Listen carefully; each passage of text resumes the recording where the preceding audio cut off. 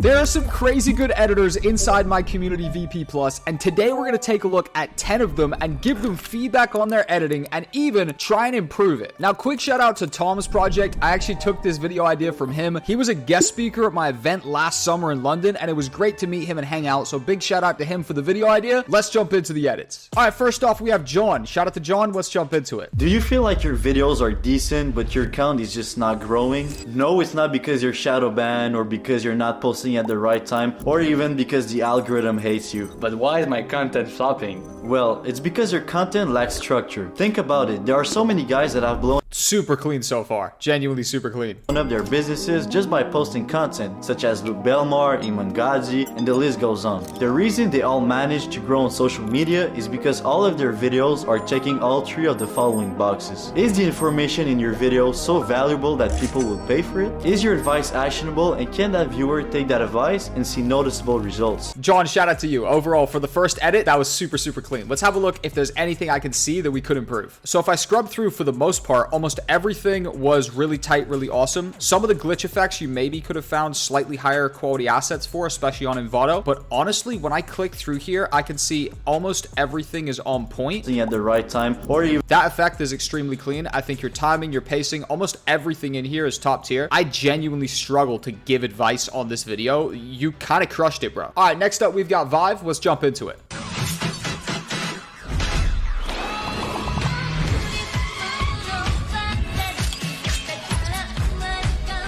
This is intense.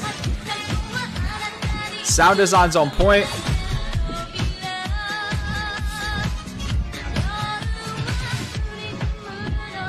Two crazy edits back to back so far. Completely different style as well, though.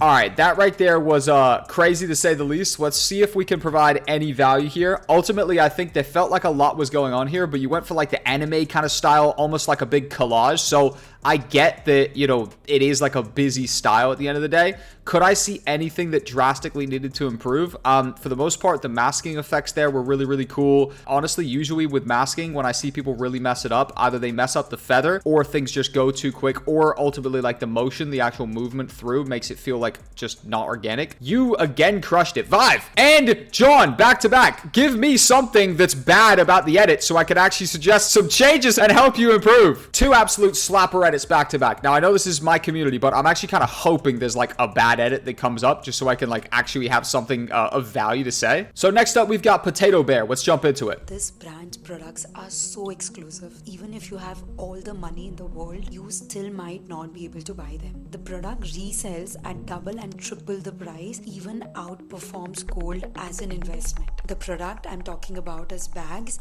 and the brand is Hermes. All right, cool. A little bit of a different vibe on this one. I definitely felt some of the text effects were a little bit rushed. If you have a look here, you know, for the most part, I do like this like aesthetic style, and it's very in right now for sure. But you also want to make sure you're optimizing for readability. And like if we zoom in here, the, you know, text is kind of overlapping each other a little bit. So that definitely like caught my eye, at least, is just like a little bit sloppy. However, I absolutely love the branding. Everything's following this orange color scheme. So for the most part, your like color theory and your use of color was really good. Also, again, here, this seems to be a little bit of a pattern with the overlapping text. If you're doing this aesthetic text style, you want to be really careful that you are doing it tastefully and you're not just kind of throwing a bunch of stuff on the screen and overlapping. I don't think it ruined the video at all, but I definitely think that, you know, to someone with a more trained eye that watches a lot of edits, they definitely pick up on this. And I think there was room to improve the typography a little bit there. Again, really nice use of color, but definitely the overlapping of the text. For here, it kind of almost felt like purposeful. I get that. But when I watched it back the first time, I almost had to like squint and try and figure out what the words even said. This motion graphic here was absolutely awesome. This is almost everything you want from a motion graphic, where it helped tell the story and actually visualize the point that's being made by the speaker. Really cool. Gold popping up, great. Then the Hermes bag being orange. Obviously, orange is the Hermes brand color, so the fact that all of this kind of just was following the brand color, really great content. I'm sure the client was happy. All right, the first three edits were sick. This is a cutaway clip. By the way, edit number 8 that's coming up is my favorite by far. It's actually nuts. If you want your edit in the next video that I do like this, you can join my editing community for $5. On July 1st, we're going to double it to $10 a month. Anyone who joins before then locks in the current price for life. We're also putting the price up of the freelance community, VP Plus, from $50 to $75 a month. There's a huge increase. Anyone who joins before July 1st locks in the current price for life. You'll never have the price increased. And we just rolled out this lead scraper tool. Check this out. It helps you find clients so much easier than anywhere else online. You can use this to land clients faster, save tons of time, and no one else has this. No one's crazy enough to actually spend tens of thousands of dollars on devs to build sick tools like this for the community.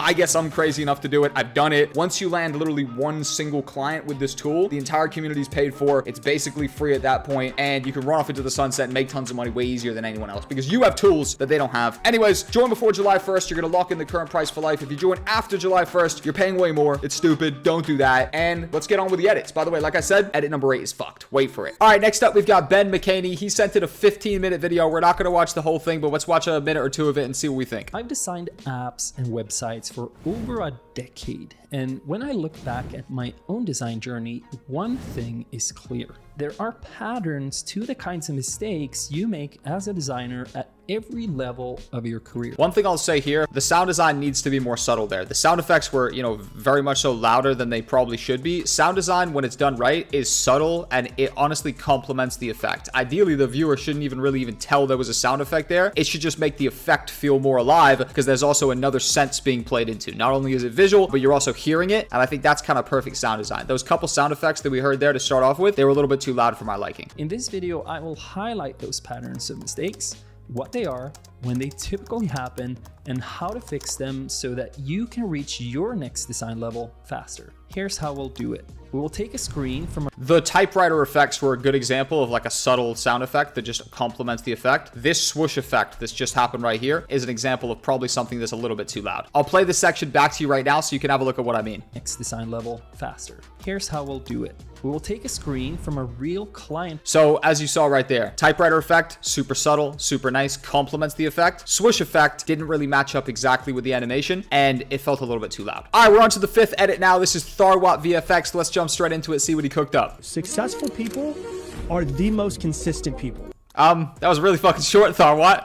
That's the edit you submitted. I mean, it was cool. There's really not much there for me to actually critique. One thing I will say, though, is do you see how there is a text banner in the background for this guy's podcast or his YouTube channel or whatever it is? This text that you've put on the left-hand side kind of doesn't contrast well with the background. It almost blends in a little bit too much. So I probably would have kept that either bottom left or moved it over so it doesn't overlap with the text in the background. One thing you guys have to be super aware of is just the contrast principle of, yeah, white text with white text in the background isn't going to contrast very well. And I get that if we have a look, you've added like a nice little drop shadow, but just be super aware of how different layers complement each other or don't complement each other. While there's already white text on a banner in the background, obviously just doesn't contrast very well and it totally blends in and kind of makes this section look a little bit messy. Next edit, we've got Chris. Shout out to Chris. He's been crushing it in VP Plus. Let's have a look at his edit. Most closers think that they lose deals because they don't know how to handle objections. But the truth is, you're not closing deals because you haven't built a gap, not just in terms of what the prospect super wants clean and where they are, but in terms of who they are. Welcome to this video. My name is Orlando Santucci. 5 years ago, I was working at McDonald's for $19 an hour, and over the last 5 years, I've closed $6 million in high-ticket info products. Great edit, Chris. Really cool. First off, the good things, your use of a consistent color theme all throughout these motion graphics was really nice. Makes everything just have a very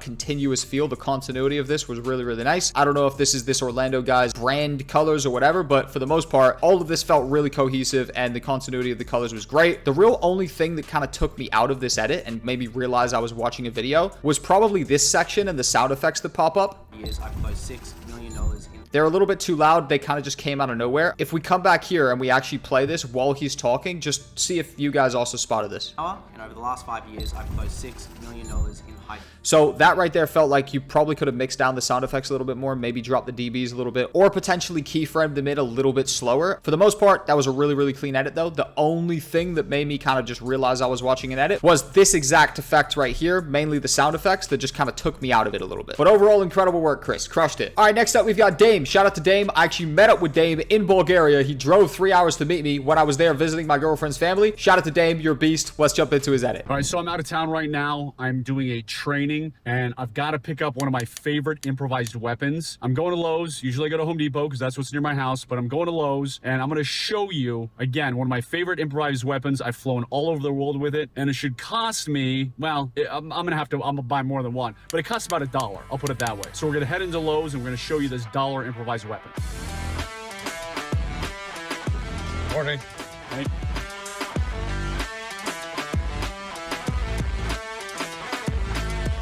Cool, so definitely on the simpler side, but that's the style that he's going for here. This right here is like a vlog style channel, like almost like day in the life kind of stuff with this guy. I remember Dame actually told me about this client when I met him in Bulgaria. We had lunch for a few hours. This guy was like ex-CIA or something like that, and pretty much he just has almost like a vlog style channel pretty much. So honestly, although the effects weren't crazy, they shouldn't be for a niche like this, and I think it's very, very important for you guys as freelancers who are working with clients, if you are working with clients, to recognize what genre of content they fall into. You wouldn't have Marvel Endgame level VFX in a rom-com, for example, and the same kind of principle is applied here. You wouldn't have Imangaji style motion graphics in essentially what is like a day in the life vlog style video, which is probably built for a little bit of an older audience. So great job, Dame, on the style, and this was very tasteful for the genre of content that it is. But because this video is all about giving feedback, if I had to drop like an improvement here, I'd say for this kind of style of content, especially that he's kind of from like the military-esque niche, if you will, definitely like some nice rugged map animations could have been great here, even if it's traveling point A to point B. He introduces the video, says today we're gonna go find like the best budget weapon, whatever the case may be. A nice kind of military style map animation of him driving to Costco, driving to the store, whatever. That could really piece this together, and it would be, again, tasteful, but it would play into the kind of aesthetic of this type of content. All right, cool. Next up, we've got Nerek. Let's jump into it. Should you start over on social media with a brand new account, or should you try to save the existing one? This is nice. Actually a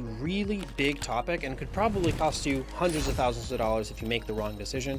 Here are 6 things that I pay attention to when making the decision and exactly which ones are the most important. Really, really, really clean. Ultimately, one mistake that I think you did there is you started to maybe get a bit complacent with how cool this style was. It's easy when you're editing to kind of overlook it, but really, really nice use of the 3D camera effect right here. I love the fact that you also then threw some 3D effects in here. The motion blur that everything has really feels cohesive. And also another big compliment, his white panel lights that he has in the background are complemented so well by this white glowing text, and especially the fact that, again, you've got the text at different points in the 3D space. You're using aperture in the 3D camera as well to have this depth of field effect. This is really cool. This is probably one of my favorite edits so far. Here's where I think you kind of messed up a little bit. You then have a completely different style of text, and in my opinion, although you did dim the background, I do think the consistency of sticking to this style over here, especially with how hard hitting it was, probably would have been a little bit nicer. This effect did feel a little bit random. It felt kind of like you were just editing for editing's sake, opposed to everything being one cohesive piece. For example, let's jump over here and compare this again to Chris's edit, where Chris's edit, absolutely everything follows this same exact blue color scheme, and we have a look with the motion graphics when they do pop up. Everything is in the same style. It all feels like it's one, like it's all part of the same edit. I don't think it ruined it. I think it was still really cool, but I would say that definitely kind of felt a little bit random. And then, you know, this 3D effect right here also felt a little bit random. Absolutely love the 3D camera with the aperture, so you've got the depth of field with the beautiful white glowing text, so it complements the tube lights in the background. This might be my favorite edit so far. Comment what your favorite edit was so far down below. We've got a couple more to go through. I think that one probably was my favorite one. Next up, we've got Raylia. This right here is another longer YouTube video. Let's watch a minute or so of it and see what we think. The 2000s gave rise to the greatest comedy movies of all time, but which filmmaker is the king of comedy movies? Todd Phillips made his... Instantly right there, if I pause it, again, sound design principle. Sound design is not just having a sound effect at like max volume. This right here simply sounded a little bit too loud. Let's play that so you guys can kind of hear it again. Is the king of comedy movies. Todd Phillips sounded a little bit too loud. Made his debut with Road Trip and would go on to direct Old School. Also right here, this effect, I'd say it almost didn't fully make sense. When this popped up, it almost felt like this was some kind of like like a, you know, A-B comparison, like a versus kind of setup where like there was going to be another head over here on the right. So it almost felt like I was waiting for another head to pop up here or something else to pop up. This felt a little bit random. Judd Apatow got his movie debut. There we go. That was what I was waiting for. That's why I thought there should have been another face. So eventually the face did come through, which is cool. As part of this effect, what I probably would have done, because this kind of confused me as a viewer, I probably would have brought the head up and just simply keyframed him into the middle. And then all of a sudden, when you introduce a new head, he kind of slides off, nice smooth keyframes to the left, new face slides in here to the right, and then it makes more sense. You guys want to be very careful when you're doing these effects that you don't confuse the viewer. Next up, we've got the main man, Jalen. Let's have a look. We got real quiet, real fast. Oh, that's 50s. Oh my goodness, it's so close. We're $57 away. $6 away. Oh my God, $6 left. Oh my God. $6. Don't be $6 away. I don't even know what's happening here. Stop doing this to me and having the the other way. The other way. Go the other way. Oh my God. Oh my goodness, go. Does anyone know what's happening here? I feel totally lost. Go. Everybody's adjusting everything. What are you people doing? Purple in the face. Yeah.